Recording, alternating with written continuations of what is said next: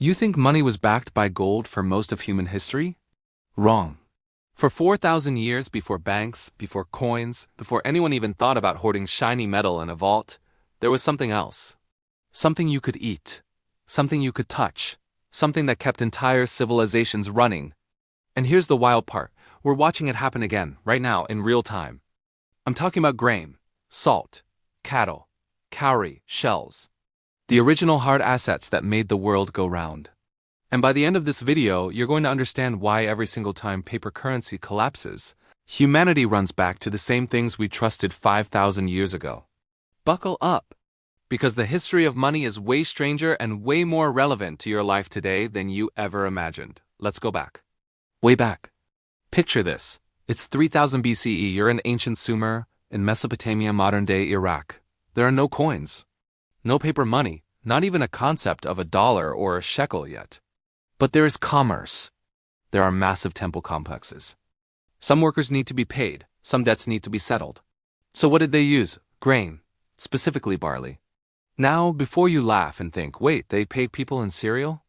Let me stop you right there. This wasn't some primitive barter system where everyone was awkwardly lugging sacks of wheat to the market.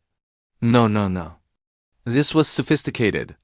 This was the world's first reserve currency system, backed by something that had actual, undeniable value. Think about what makes good money. It needs to be divisible, durable, portable, recognizable, and most importantly valuable to everyone. Barley checked every box. You could measure it precisely. A gur of barley was a standardized unit about 300 liters. You could store it. You could eat it. You could brew beer with it, and yes, the Mesopotamians loved their beer. In fact, workers were often paid partly in beer rations. Not a bad deal, honestly. But here's where it gets really interesting. The temples acted as banks. Let that sink in for a second. The religious centers, these massive ziggurat complexes, they weren't just places of worship, they were economic powerhouses. They stored grain, they issued receipts. You could deposit your barley harvest at the temple, and they'd give you a clay tablet that basically said, "This person owns X amount of grain. Congratulations, you've just invented banking." And checking accounts. And warehouse receipts. All backed by grain. Archaeologists have found thousands of these tablets. They detail loans, interest rates. Yes, interest rates and repayments. One tablet might say, "Your Nanch owes the temple 10 gur of barley, to be repaid after harvest plus 20% interest." Sound familiar? It should. Because this is essentially a mortgage. Or a business loan. Or a credit card, except instead of abstract numbers in a computer, it was backed by actual food that everyone needed to survive. And that's the key. That's the secret that modern economists sometimes forget. Money worked because it represented something real. Something that had intrinsic value. You couldn't just create barley out of thin air. You had to grow it, harvest it, store it, protect it. There was a natural limit to the money supply, determined by agriculture, weather, and human labor. And everyone from the richest merchant to the poorest laborer understood exactly what that clay tablet represented. Life itself. But grain wasn't the only game in town. Let's zoom out and look at what other ancient civilizations used as money. Because once you see the pattern, you can't unsee it. In ancient Rome, soldiers were sometimes paid in salt. That's right, salt. In fact, the word salary comes from the Latin word salarium, which literally means salt money. Why salt? Because in a world before refrigeration, salt was everything. It preserved meat. It flavored food. It was essential for human health. Try going without salt for a few weeks and see how you feel. Spoiler alert, not great. Salt was valuable, portable, and universally desired. In some parts of Africa and Asia, salt was so precious that it was traded weight for weight with gold. Think about that. An ounce of salt equals an ounce of gold. That's the definition of hard money. Then there's cattle. The Latin word for money, pecunia, comes from pecus, meaning cattle. In ancient Rome, in Celtic societies, in pastoral communities across Africa and Asia, cattle were wealth. They were mobile. They reproduced, talk about yield. They could be eaten, milked, or used for labor. You couldn't fake a cow. You couldn't print more cows overnight. The herd was the bank account, and everyone could see exactly how wealthy you were by counting your livestock. And here's my personal favorite, cowrie shells. These small, beautiful shells from the Indian Ocean were used as currency across Africa, Asia, and even parts of Oceania for thousands of years. Why? Because they were durable? They don't rot or rust? Portable? Small and lightweight? Difficult to counterfeit. Nature made them. Standardized. Each shell is roughly the same size. Beautiful, which never hurts. In ancient China, the character for money, bei, literally depicts a cowrie shell. That's how fundamental they were to early commerce. Chinese merchants used them for over 3,000 years before metal coins became dominant. In West Africa, cowrie shells remained the primary currency well into the 19th century. We're talking about a monetary system that lasted longer than any modern fiat currency has ever existed. See the pattern yet? Every single one of these currencies had real value. You could use them, consume them, wear them. They weren't abstract representations of value, they were value. Okay, so when did gold enter the picture? And why did it eventually become the standard? Metal coins start showing up around 600 BCE in ancient Lydia, modern-day Turkey. And yes, they were made of gold and silver. But here's what is crucial. Gold didn't replace these other currencies because some king decided it should. Gold won because it had advantages that other commodities couldn't match. Gold is virtually indestructible. You can melt it down and reforge it 1,000 times, it doesn't degrade. Try that with barley, or salt. Or cattle. Please don't try that with cattle. Gold is divisible. You can have a massive gold bar or a tiny gold flake, and both have value proportional to their weight. Gold is portable. A fortune in gold can fit in your pocket. A fortune in grain requires a warehouse. But, and this is important, gold initially succeeded for the same reason grain and salt, and cattle did. It had intrinsic value. Ancient peoples used gold for jewelry, for art, and for religious objects. It was beautiful, rare, and desired by every culture that encountered it. So when empires started stamping gold coins with official seals, they were really just standardizing something that already had value. The coin wasn't valuable because the king said so, it was valuable because it was made of gold, and everyone agreed gold was precious. For about 2,500 years, this worked pretty well. Empires rose and fell, but gold and silver coins remained the backbone of commerce. Even when paper money was invented in China around 1000 CE, it was initially backed by precious metals. The gold standard where paper currency could be exchanged for a fixed amount of gold became the international norm in the 19th century. Governments could print paper, but everyone understood that paper was just a convenient representation of the gold sitting in a vault somewhere. Until understood that paper was just a convenient representation of the gold sitting in a representation of vault somewhere. Until we broke the link. August 15th. President Richard Nixon announces that the United States will no longer convert dollars to gold at a fixed rate. Just like that, the gold standard is dead. For the first time in human history, the world's reserve currency is backed by nothing, just a promise. Just faith in the US government. Economists call this fiat money. From the Latin word meaning let it be done, basically, money by decree. It has value because the government says it has value. Now, I'm not here to bash fiat currency. It has advantages. Governments can adjust the money supply to respond to economic conditions. There's flexibility. There's liquidity. Modern economies are complex, and being tied to a physical commodity can be limiting. And this is a massive, but we've lost something fundamental. For 4,000 years, money represented something tangible, something real, something that couldn't be created out of thin air. When you held a silver coin, you held actual silver. When you deposited grain at the temple, you had a claim on actual grain. Today money is digital entries in computer databases. The US Federal Reserve can create billions scratch that trillions of dollars with keystrokes. During the COVID-19 pandemic, the Fed's balance sheet exploded from $4 trillion to $9 trillion in a matter of months. Where did that money come from? Who backed it? What tangible asset supports it? The answer is nothing. It's backed by the full faith and credit of the US government. Which is another way of saying it's backed by the collective belief that it has value. And you know what? That works. Until it doesn't. History is littered with the corpses of dead currencies.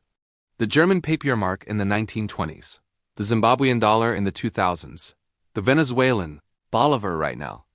When governments can print unlimited money, the temptation is always there. Just a little more.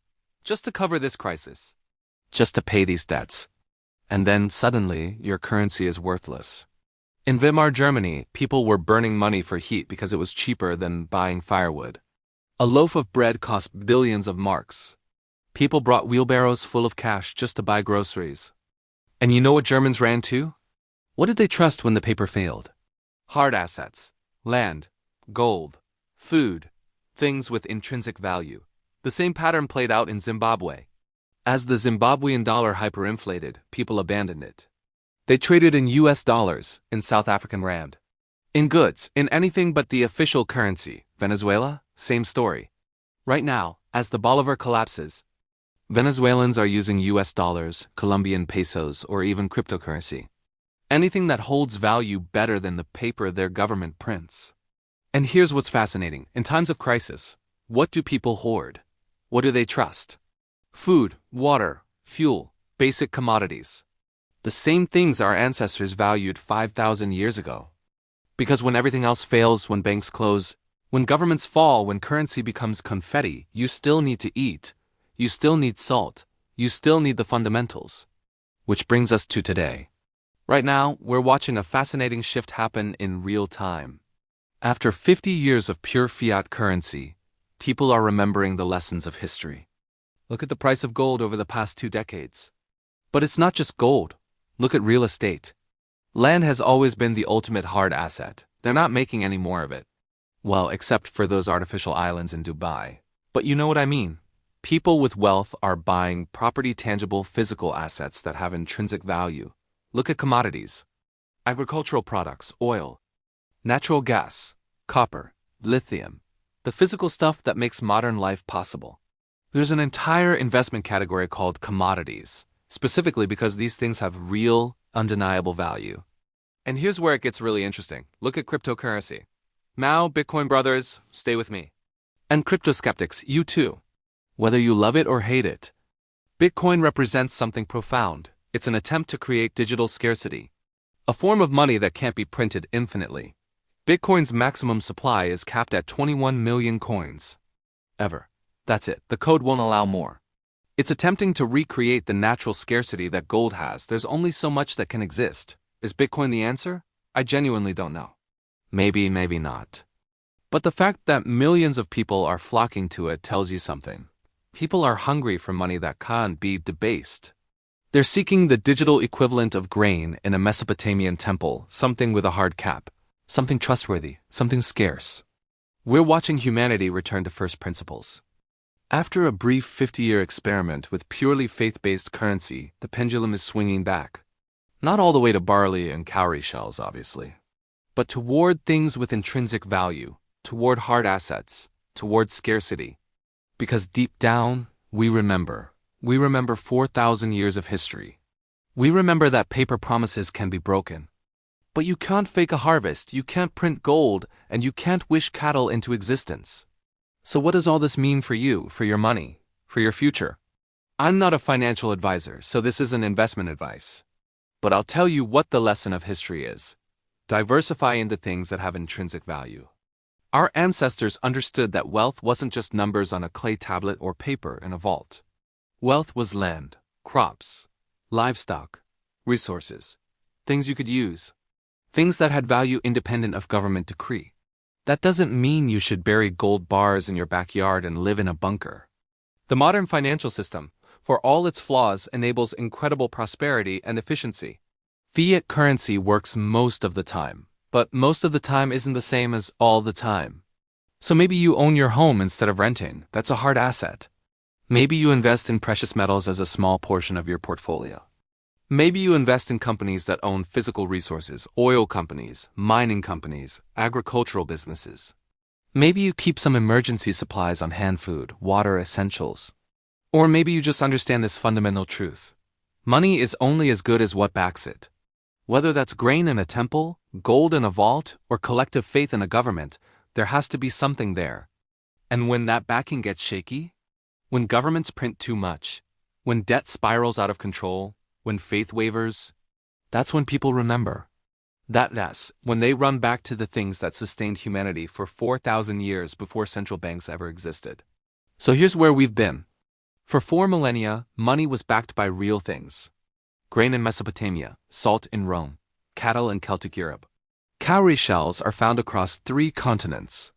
These weren't primitive systems, they were sophisticated, they worked, and they lasted longer than any modern currency. Gold became dominant because it combined intrinsic value with superior physical properties.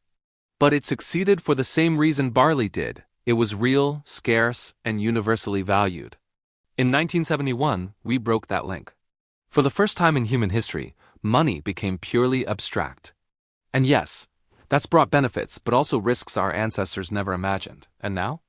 Now we're watching the pendulum swing. People are rediscovering hard assets. Gold is soaring, land is precious. Commodities matter. Even digital scarcity is being invented through cryptocurrency. Because history doesn't repeat, but it rhymes. And the rhyme scheme is pretty clear. Sooner or later, humanity always returns to things that have real value. The Mesopotamians knew it. The Romans knew it. The Chinese knew it. And deep down, you know it too. So the next time someone tells you that money is whatever the government says it is, you can smile and think about barley and an ancient temple, about salt being worth its weight in gold, about cowrie shells circulating for 3,000 years. And you can remember that for most of human history, money was simple. It was something real, something useful, something that couldn't be faked. Maybe that's the kind of money we need to get back to. If this video made you think differently about money, wealth, or what gives things value, do me a favor, smash that like button. Share this with someone who needs to hear it.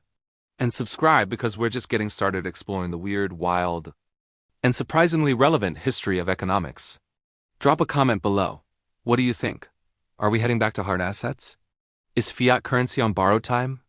Or am I completely wrong about all of this? I read every comment, and I genuinely want to know what you think. Thanks for watching. I'll see you in the next one.